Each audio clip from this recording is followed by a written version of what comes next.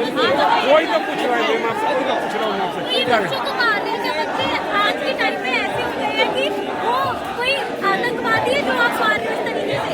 आपसे paper leak रोक नहीं सकता। मैंने खुद दिल्ली पुलिस का एग्जाम दिया था, मेरा पहली तारीख पहले थी, इसके बावजूद भी उन्होंने मेरे नंबर काटे। क्या हक था इनका नंबर काटने का? SSC GT का मैं 30 दिन पहले पेपर दे के आई, 3 दिन पहले मुझे पता चला कि मेरा री एग्जाम होगा। आप ये सिर्फ बात नीट की नहीं है, ये SSC से लेकर सारी बातें। आप बताइए ये गवर्नमेंट इस तरीके से ना इसे हेल्थ मिनिस्ट्री सुधर रही है। पर्स नहीं, मतलब जैसे कि अभी फिलहाल लोग आक्रोश में है बातचीत, तो सरकार आकर बैठ के बातचीत करे ना, मतलब कहेंगे ये सरकार है नहीं ना, ये सिर्फ चाहती है कि बच्चे इसके सहारे पे चले। हर कोई इसके मैं सोच रही हूँ कि हर कोई इसके खिलाफ रहेगा, बुढ़े से लेके जवान। तो इसको वोट कहाँ से मिल रहा है? ये वोट कहाँ से मिल रहा है? साफ साफ पता चल रहा है ये वोट चोरी है। जब सब लोग इनके खिलाफ है तो इनको वोट कहाँ से मिल रहा है? ये पश्चिम बंगाल में इतने सारे लोगों का वोट कटवा दे रहे हैं, कहाँ से कटवा दे रहे हैं? इनकी गवर्नमेंट कैसे बन रही है? ये संविधान होता है, संविधान का मतलब ये होता है कि हम नागरिक हैं। आपको लगता है कि संविधान का दुरुपयोग हो रहा है? दुरुपयोग हो रहा है क्योंकि संविधान में कहा गया हमें राइट टू वोट है। राइट टू वोट का मतलब होता है कि प्रत्येक नागरिक को उसके वोट का अधिकार है। अब उसको ये नहीं पता चल रहा किसका वोट कट जा रहा है, तो कहीं ना कहीं आपकी जवाबदारी बनती है ना। बहुत सारे लोग हैं जिन्हें मौलिक अधिकार के बारे में पता नहीं। मौलिक अधिकार ये मौलिक अधिकार है कि हमारा हक मारा जा रहा है। हक मांगना कोई बुरी बात नहीं है। मौलिक अधिकार है, जीवन जीने का अधिकार है। इतने सारे बच्चे मर रहे हैं, इन्होंने हमारा राइट टू हमारा मरने का सब कुछ ये चाहते हैं कि ये जिस तरीके से चाय बेचते थे, पहली बात तो ये चाय नहीं बेचते थे, ये एक नंबर के छोड़ दे। ये बात रियल है कि ये कोई चाय वगैरह नहीं बेचते थे, इनके चाचा चाय बेचते थे। ये एक दिन अपने घर से अपने मम्मी के पैसे चोरी करके भागे थे।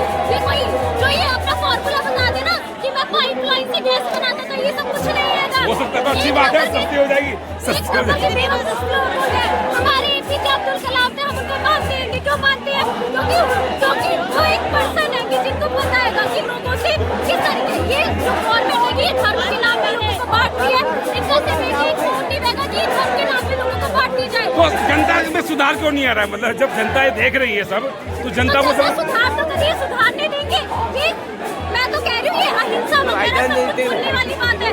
जनता इनको एक एक करके मारोगे पीटोगे नहीं तो ये कुछ नहीं होगा। इधर हम मुझे लग रहा है टाइम वेस्ट कर रहे हैं। क्या कर रहे हैं? सिर्फ नारेबाजी कर रहे हैं। इनको जाके एक एक करके पीटो सब लोग। जनता सब लोग का ये सिर्फ नीट का मुद्दा नहीं, ये SSC हो गया, यूपी के स्टेट एग्जाम। नीट के बाद महाराष्ट्र में पेपर फिर से लीक हुआ। महाराष्ट्र में ये सर होता रहेगा जब तक ये गवर्नमेंट होगी तब तक ये पेपर लीक होता रहेगा। आप देखिए यूपी में इनको स्कोर कार्ड जारी करना था, बच्चों ने इतनी दिन तक अनशन किया, इको गार्डन में बैठे वो सब लोग, उनका अभी तक स्कोर कार्ड नहीं पता चला। अब बोल रहे हैं जब इतना सब अच्छा नहीं देखा CBSE बोर्ड में इस बार ऑनलाइन करे गए तो किसी का पेपर कहाँ पहुँच गया, किसी का पेपर कहाँ पहुँच गया? सर कुछ भी इनकी जवाबदेही नहीं है। ये चाहते जिस तरीके से हम अनपढ़ गवा रहेंगे। अगर आपको पता है कि अगर मतलब कि राजा हमेशा यही चाहेगा कि जो उसकी प्रजा है ना वो अनपढ़ गवार रहे। अगर वो अनपढ़ गवार रहेगी तो फिर वो उससे बातें नहीं करेगी, वो मांग नहीं करेगी।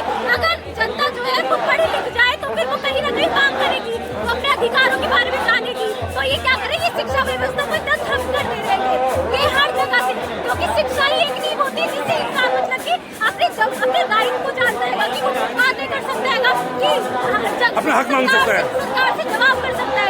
इनको पता है अगर ये शिक्षा व्यवस्था को कम कर देंगे तो लोग मूर्ख बने रहेंगे और इनके धर्म के नाम पे जो इन्होंने हमें भाग करना ऐसी बात है। क्या लगता है ये आंदोलन इसका भविष्य क्या देख रही है?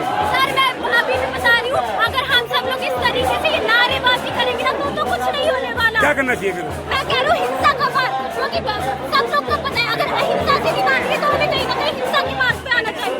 क्योंकि इतने दिन तक तो हमने देख लिया क्या हुआ, लोगों की लाठी पड़ी, लोगों को चोट लगी, तो कहीं ना कहीं हमें क्या करना चाहिए? हिंसा का मार्ग अपनाना चाहिए, लोगों को मानना चाहिए। गवर्नमेंट मैं कह रही हूँ धर्मेंद्र प्रधान के इस्तीफा से कुछ नहीं होगा। क्या होगा? बाद में कोई और गवर्नमेंट आएगी, मतलब उनका कोई और मंत्री आएगा, दोबारा से वही होगा। सबसे बढ़िया नरेंद्र मोदी का इस्तीफा करो और उन सारे मंत्रियों को फांसी दो, एक ही बार में बात खत्म। अच्छा जब देख रहे हैं कि आपने कहा आपके बहुत अच्छे विचार हैं कि मतलब जनता में बदलाव, तो जनता में 5 साल में तो एक ऐसा वक्त आता है ना जो सब कुछ जनता के हाथ में होता है। मैं बता दी 2014 के बाद हमारा देश बहुत बुरी तरीके से गिरा है। ये कहते हैं ना कि भारत को आजादी 2014 के बाद मिली, कुछ आजादी नहीं मिली। 2014 के बाद जो हमारे अच्छे दिन है ना वो और ज्यादा गंदे दिन में बन चुके हैं। अब हमें और ज्यादा गंदा दिन बनाना है ना तो इनकी गवर्नमेंट ऐसी चलती रहेगी। सर आप ये नहीं मानोगे, मेरे साथ खुद ये पेपर का हुआ तो फिर मैं बता पा रही हूँ। मेरे साथ 3 पेपर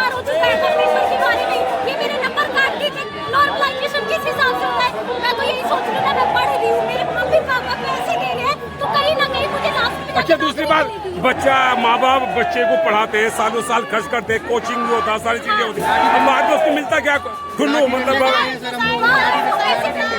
गवर्नमेंट तो यही चाह रही है, गवर्नमेंट तो यही चाह रही है ना, मतलब कि ये सारे बच्चे अभी भी लगे रहे पैसे छोड़ते रहे क्योंकि उनके पास तो पैसे जा रहे हैं, बाद में ये जितने भी पैसे देके क्या करेंगे, लोगों को लगा देंगे, तो उन बच्चों की मेहनत का क्या हुआ, जो लाइब्रेरी में दिन रात पढ़ते हैं, सर आप मानोगे नहीं, मैं आपका सजेशन क्या आपका लास्ट में?